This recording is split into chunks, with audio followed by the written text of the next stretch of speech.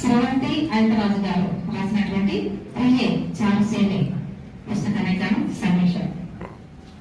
వాక్యం రసాత్మకం, కావ్యం అన్నారు. కావ్యం యొక్క లక్షణం ఎప్పుడు సమాజ హితమే. ఆధునిక కావ్య లక్షణం సమాజ చైతన్యం కూడా. నిజానికి సమాజానికి ఉపయోగపడని వాక్యం వ్యర్థం. ఏ కావ్యమైన వాక్యాల సమూహమే కదా.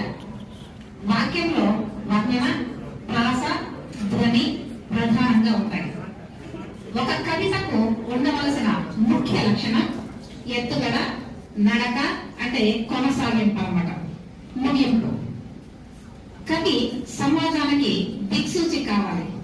కవుల లోగిళ్లలోని భావ వృక్షాలపై అక్షర చివుళ్లను మేయాలి సమాజ చైతన్యం. కవి బయట